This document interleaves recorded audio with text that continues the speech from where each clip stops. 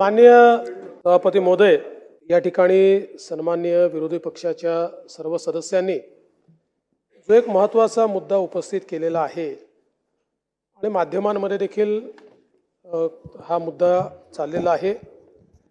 अखिलेश शुक्ला या व्यक्तीने आणि त्याच्या पत्नीने या ठिकाणी एक भांडण झालं आणि त्या भांडणामध्ये मराठी माणसाला अपमानित होईल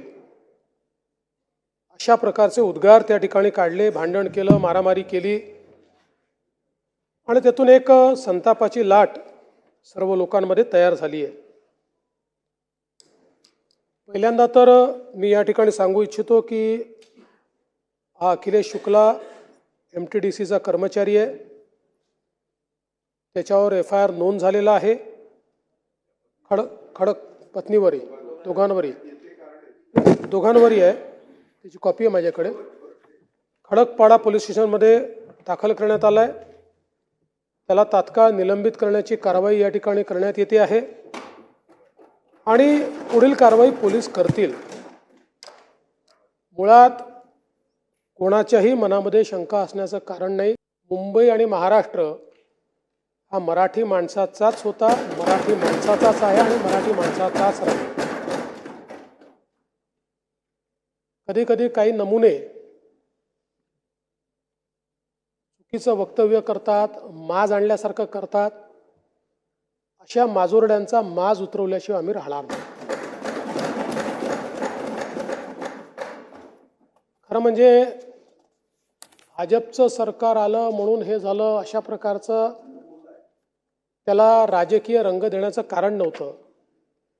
कारण शेवटी आपण राजकारणात शिरलो तर आपल्याला याचाही विचार करावा लागेल की मुंबईमध्ये बसलेला मराठी माणूस हद्दपार का झाला, कोणाच्या काळात झाला, का त्या माणसाला मुंबईमधनं ठाणे, कल्याण, डोंबिवली, वसई, विरार त्याच्या पलीकडे जावं लागलं आणि त्या काळामध्ये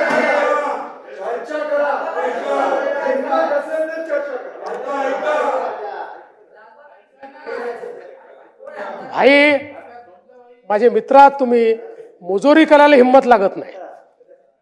तथ्यावर बोललं पाहिजे आपण सगळ्यांना आणि तथ्य हेच आहे। आज मुंबईचं सगळं रिडेव्हलपमेंट कधी झालं, त्या रिडेव्हलपमेंट मधला मराठी माणूस बिचारा कुठेतरी 300 स्क्वेअर फूट मध्ये बसलेला आहे आणि मोठ्या मोठ्या फ्लॅटमध्ये कोण राहत आहे त्या ठिकाणी।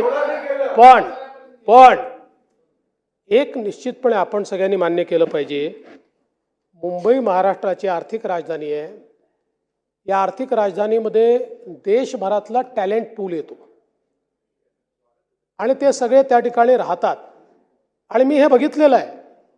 मुंबईमध्ये 3-3, 4-4 पिढ्यांपासून राहणारा उत्तर प्रदेशच्या एखाद्या जिल्ह्यातून आलेला व्यक्ती तुमच्या माझ्यासारखी उत्तम मराठी बोलतो, तुमच्या माझ्यासारखा आपले सगळे सणवार त्या ठिकाणी साजरा करतो, किंबहुना गणपतीसारखा आपला सण हा ज्यावेळेस तो साजरा करतो त्यावेळेस तो उत्तर भारतीय आहे की मराठी आहे असा प्रश्न आपल्याला पडावा।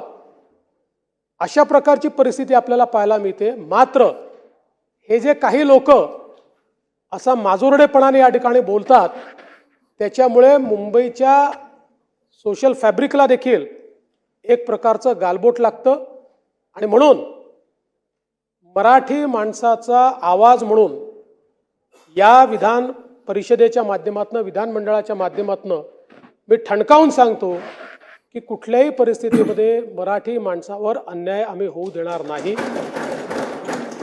आणि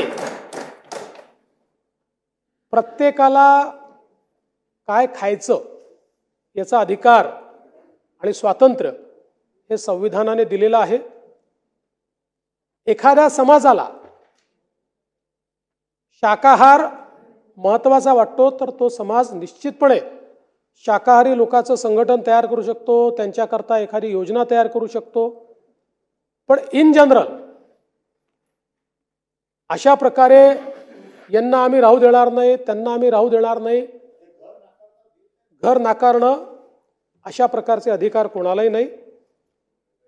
मला असं वाटतं की या ठिकाणी कोणी शाकाहाराचा पुरस्कार करतोय याकरता त्याचा तिरस्कार करण्याचं कारण नाही आहे, मात्र त्या आधारावर भेदभाव करणं ही गोष्ट आपल्याला मान्य करता येणार नाही. आणि म्हणून या दृष्टीने देखील अशा प्रकारच्या तक्रारी जर आल्या तर त्याच्यावर योग्य कारवाई करण्यात येईल. आणि मला असं वाटतं की आपल्या देशामध्ये अनेक परंपरा आहेत. आपल्याला माहिती आहे की बंगालसारख्या राज्यामध्ये सगळेच समाज त्या ठिकाणी मासळी खातात, देवालाही दाखवतात. काही राज्यांमध्ये 100% आपल्याला शाकाहार दिसतो.